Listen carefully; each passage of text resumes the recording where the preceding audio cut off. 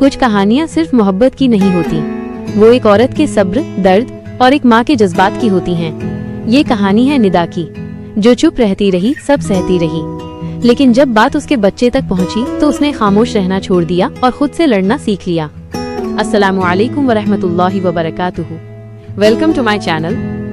दोस्तों, कभी कभी कहानियाँ वो नहीं होती जो किताबों में लिखी जाती हैं।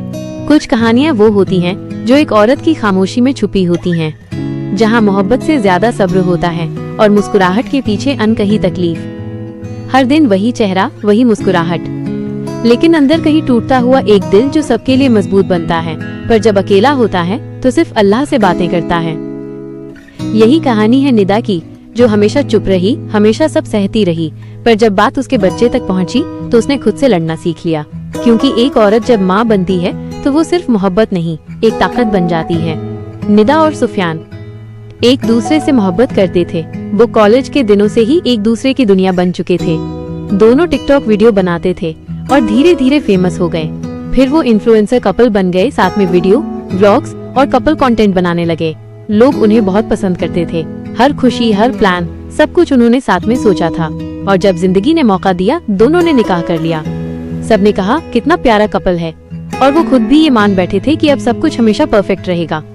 फिर उनकी जिंदगी में आई एक नई रोशनी, एक छोटी सी जान, उनके प्यार का नतीजा। निदा के लिए वो बच्चा सिर्फ उसका बेटा नहीं था, वो उसका सब्र, उसका सुकून, उसका सब कुछ था। लेकिन कहानी यही खत्म नहीं हुई। समय बदला, बातें बदली और लोग भी बदल गए। सुफियान का रवैया धीरे धीरे बदलने लगा। निदा चुप रही, हर बात सहती रही, बस इस उम्मीद में कि शायद सब ठीक हो जाएगा। उसने अपनी खुशी कुर्बान कर दी, यहाँ तक कि अपनी इज्जत भी दबा दी, बस इसलिए कि घर बसा रहे।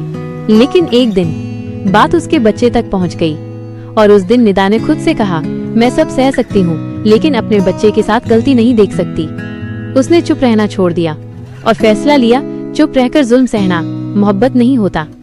उस दिन निदा ने सब कुछ छोड़ दिया, अपनी यादें, अपना घर, अपनी पुरानी दुनिया, बस अपने बच्चे को सीने से लगाया और दुआ की, या अल्लाह मुझे इतनी ताकत दे कि मैं अपने बच्चे को इज्जत और सुकून दे सकूं।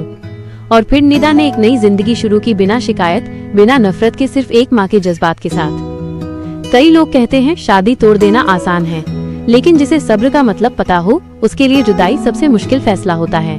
निदा ने सब्र किया, लेकिन जब जुल्म उसके बच्चे तक आया, उसने खामोशी तोड़ दी। और याद रखना, जब एक माँ खामोशी तोड़ती है तो उसके अंदर सिर्फ दर्द नहीं होता, एक ताकत होती है जो दुनिया बदल देती है। आज निदा अकेली नहीं है, वो अपने बच्चे के साथ खुश है, सुकून में है, और हर उस औरत के लिए मिसाल है जो चुप रहती है लेकिन अंदर से टूट जाती है।